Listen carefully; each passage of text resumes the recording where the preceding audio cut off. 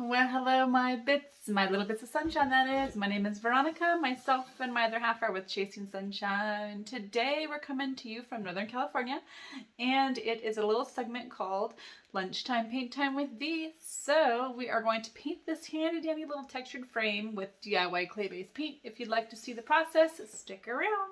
Let's jump right into it. Okay, this is a very textured frame.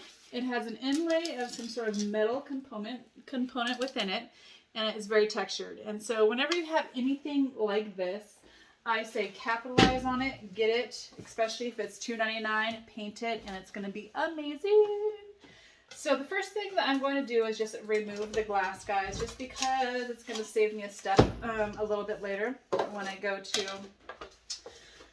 put the picture in there. Then it won't be all painted up and I won't have to deal with cleaning the glass. So we're just going to start the process. Today we're going to use beadboard. Surprise, surprise. It's a beautiful kind of cool white, if you will. I feel like it has some great undertones to it. And then I think we might use a little bit of skeleton key. This is the lightest of the gray line, gray color in the DIY paint line.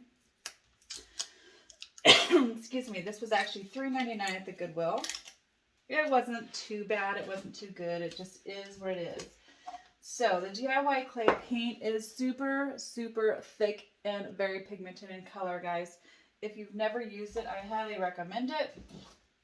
It's a great paint. We're going to use the PS14, which is a Klingon brush. It's one of the newer of the series. Pointer Sisters, it's called. There's a couple of them. This is the larger of the two, and it has pointed tip to it, which is really nice to get into the nooks and crannies. So I've wiped it down, and you do nothing more than just start painting. I'm just going to go ahead and start with the lighter color of the two, because we're going to do a little blendy blend on this, basically is my overall objective. Hopefully you guys can see the process here. So you just start getting it on there. Typically, I like to paint with thinner layers than thicker layers, especially that first coat. I like to just make sure that it's going to adhere to the surface, and the DIY paint is known for sticking to just about any surface, whether it be glass or metal or wood or cement or whatever it might be. The DIY paint has a clay component to it, and it makes it very, let's see how I want to say this. I feel like it has the pores in which to stick to surfaces very well. I don't know, that wasn't a very technical answer or definition, but that was my definition. There's the book definition, and then there's my definition. So I feel like because it has the clay component, it's got some teeth to it, if you will. So it sticks to most surfaces very well. So that does not mean that you get to skip the cleaning step. I'm not the best at cleaning my surfaces super well, but I do wipe them down a little bit, if nothing else. And that's just so that all the dust and the sticky paw fingers, the whatever might be on the surface is then wiped off. Because if you try to paint, let's say, an oily surface, obviously the paint's not going to stick, right? So if you have like grease on your paws from cooking, and then you go touch a picture frame or whatever it might be, and then transpose that grease to that surface, obviously paint or nothing's going to stick to it. So that's why you want to wash your surface. The long-winded definition anyway. So yeah, basically I'm just going to paint all surfaces in this lighter color to start off with. And then we're going to come in with a little bit of that skeleton key, I do believe. I haven't 100% made up my mind yet, but that's kind of the thought that I was going with. Yes, so. All right. So I pretty much got a nice layer down. So I'm going to go straight into my second color before it dries, because I want to then blend them together. Okay. I always open my paint up over a trash can or something, because it does have the chalky clay components, and you can kind of see some of the like lumps and bumps in there, and that's just the clay building up. It gets dry when I open the container, and then it kind of, hardens and gets lumps, but you can reactivate all those lumps, so don't get rid of them. Push them back down into your paint, and then just kind of mush them around and work them out. And then they'll basically make paint again. Not make paint, but they will then soften up and blah, blah, blah, become more pliable. So I'm dipping the same brush right into my container. Not recommended. It's just my way. There's the right way and then there's Vern's way. And that is not the right way because you don't want to then, you know, mix your paint colors up and such. That ain't cool. But I am doing it. I'm doing it. I'm not recommending it. Not the best teacher. Just I'm going in and out. I'm not like giving it time to like get that lighter beadboard color time to like settle into the paint in there. I'm just dipping in, pulling the paint out. So that's my reasoning behind, that's my justification, if you will. If you will, I need to stop saying that so much. If you will.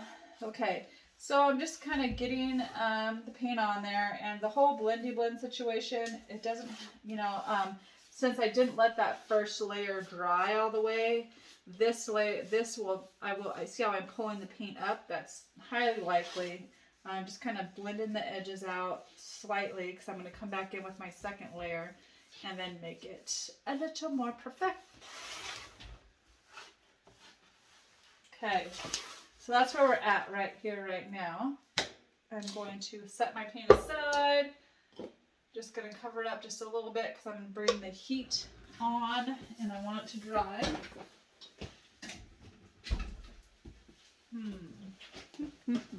Was not thinking. I'm lacking plugs, so. All right, don't mind the noise for a minute here.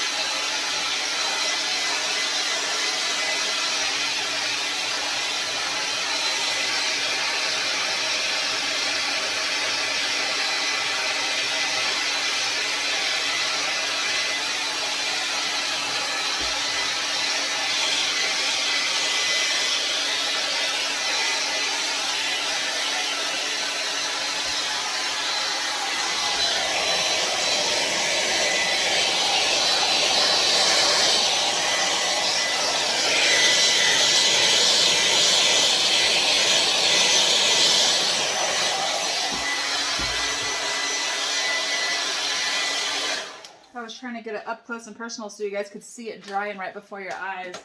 So because this is made with a chalky clay-based components to it, it dries like super fast. Way faster than some. So I'm going to go back into my skeleton key and my beadboard and do the same thing. And so since this will be coat number 2,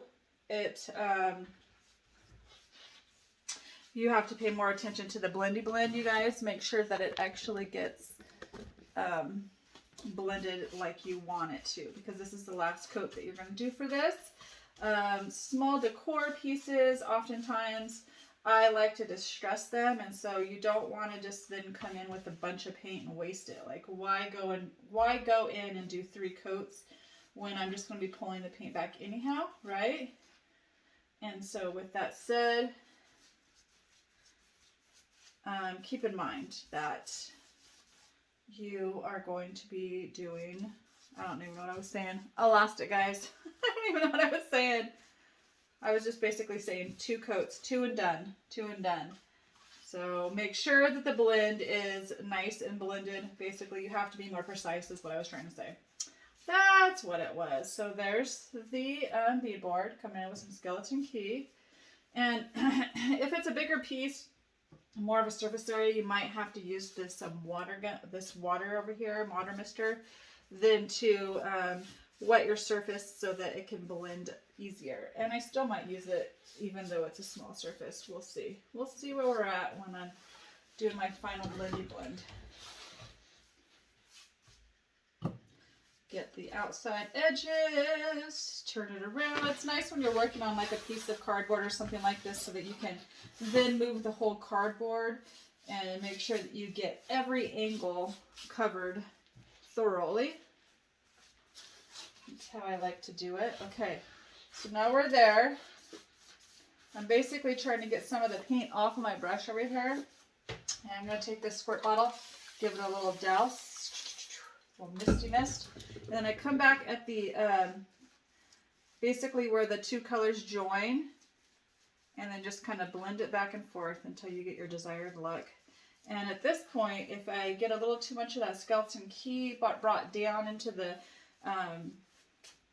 beadboard, then you can come back in and add some more beadboard, right? You can do that for sure.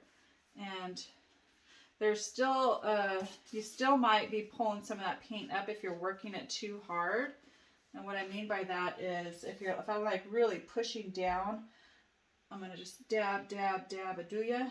If I'm really like hammering down with pressure onto this surface, I can pull the paint up because it's activated with water. It's water activated, which means I'm now putting some wet paint on there. And so it could activate that under layer, especially since we didn't let it dry like on its own and thoroughly, right?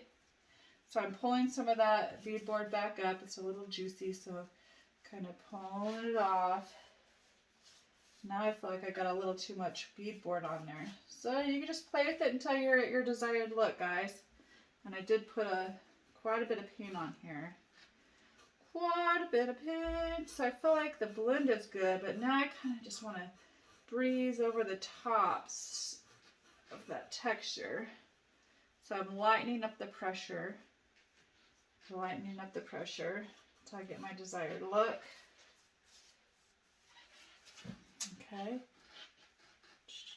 And it does take a little finessing, especially when you've got any sort of frame or joint that's on a 45 like this. Like those are cut at a 45.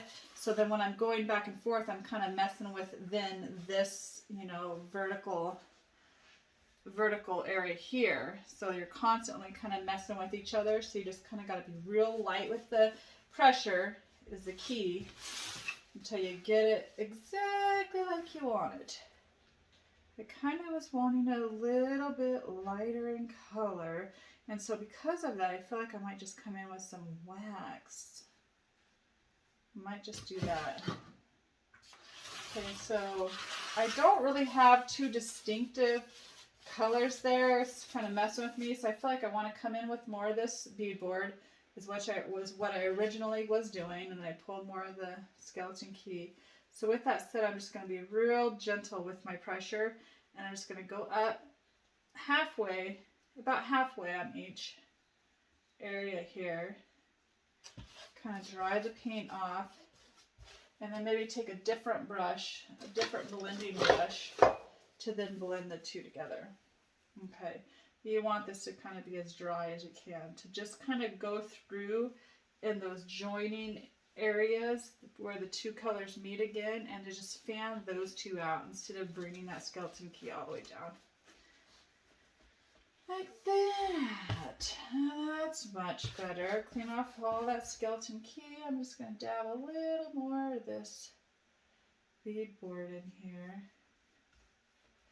to pull it up. And this clay does dry very fast, guys, very fast. So that's not going to be an issue. Okay, I'm digging it. I'm digging it a lot. Okay. Cool. Let's put some heat on it and see where we're at.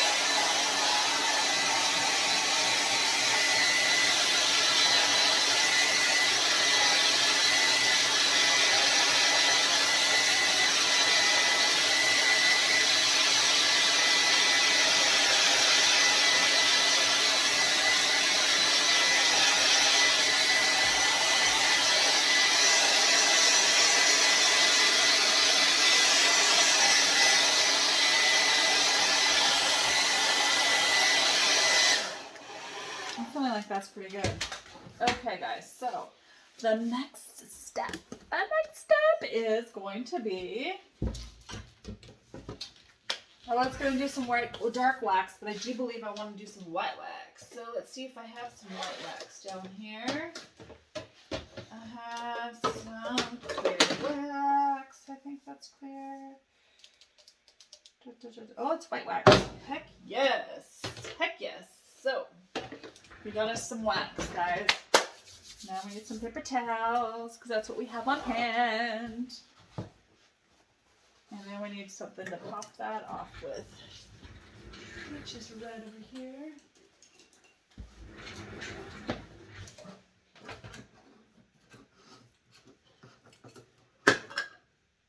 Okay. So we're going to go straight in with some white wax, guys. We're not going to use any clear wax prior. We're just going to use this straight old white wax. I'm just dipping in with this.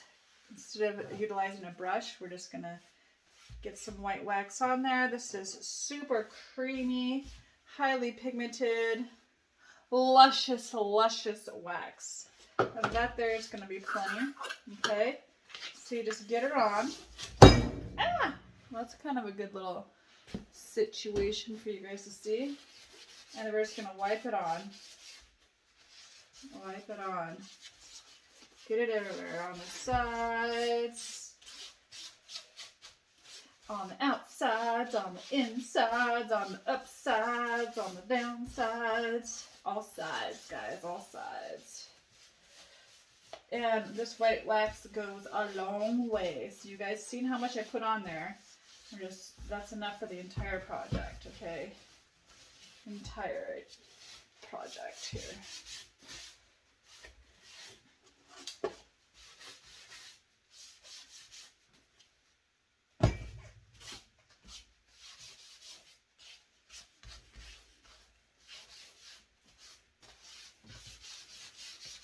Okay. It's good to go. So once you get it on all the nooks and crannies, you want to pay close attention to like really getting it down in there. Because the whole objective is to then leave it in all the creases and crevices. Like get it sunk down in there. And you come back. I'm just kind of really working it in at this point. If I had done it with a brush, the brush is what would really get it down into the nooks and crannies. And then I'm going to turn my paper so I have a fresh side. And you come back and you can see how I'm pulling the wax off now. At this point, you can go ahead and stretch your piece as well, which I want to do. So I'm going to put a little more pressure. And then if it's still kind of wet like the paint is, I really didn't give it a great bit of time to dry, then you can just go ahead and pull up all of the paint, like on the edges and on the high points. So the wax is settled down into the nooks and crannies. It's sealing it as well as it's creating that depth by leaving the white wax in the crevices. And then, if you don't want to use sandpaper, you can just go ahead and turn your paper towel again to get a fresh side. Get it wet. You can either wet your paper towel or you can wet your surface, whatever floats your boat. And then you go down to the corners. Anything that you think might actually hit like anything and then kind of distress back.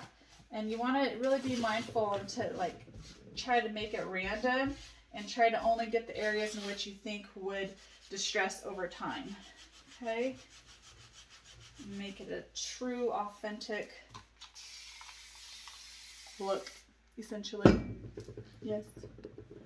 Okay, guys, so that's kind of where we're at with this project. You just want to distress the corners, bring back a little bit of that dark underneath color, and that's that. And so this is the overall look, guys.